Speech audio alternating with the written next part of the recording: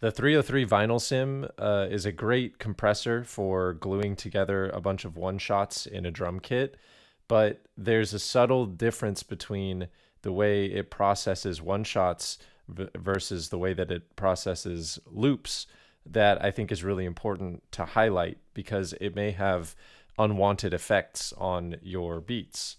So I basically wanted to test whether or not there would be a difference between applying the compressor to individual one shots in a kit through the resample mode, whether that would yield a difference compared to applying the MFX on an entire loop. And I did an A and B test, and it turns out they are different. And so I'm going to highlight a little bit what I mean here. So I have this drum kit, right? And I created a pattern out of it.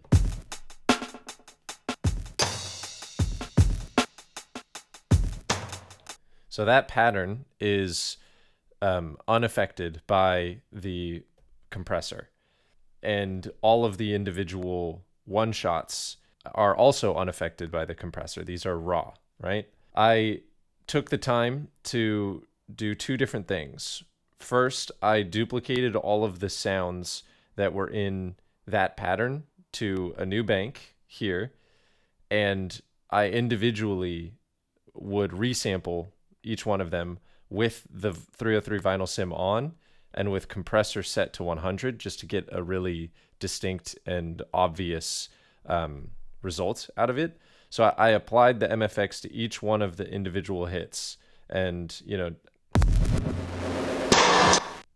I have this really crazy compressed version of each of the sounds. So for each one of those compressed one shots, I created a pattern. Then I bounced that pattern and I put it on pad I3.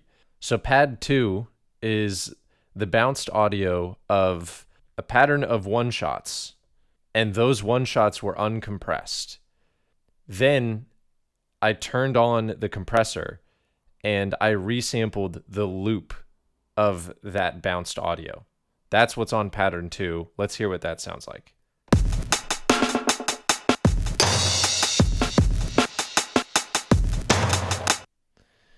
Now, pattern 3 is the bounced audio of individual one shots that were resampled with compression at the one shot stage and then sequenced in the pattern sequencer after the compression was applied and then copied down to a sample pad.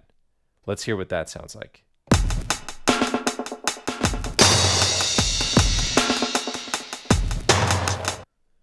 Now, I'm going to go back and forth because the effects are subtle, but there is a distinct difference between the two.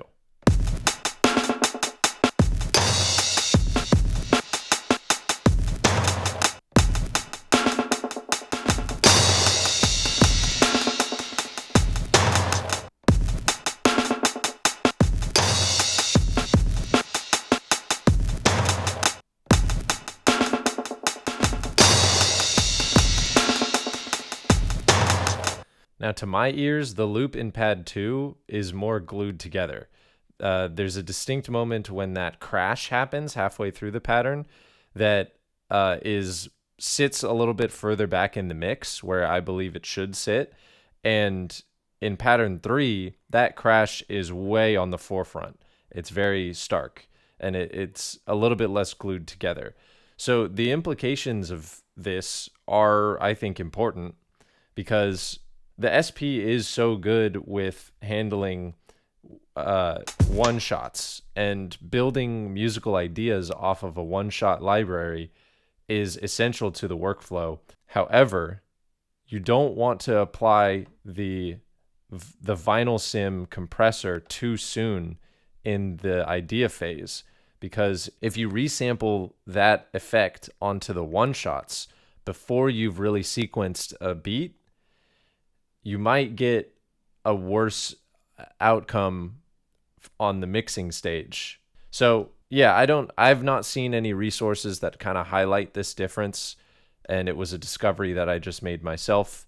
I would love to know what the community thinks about the difference here. Maybe it's not that important. Maybe a lot of people kind of work through this difference and it doesn't make much of a difference. But I'd love to hear whether you think that's the case. And yeah, see you later.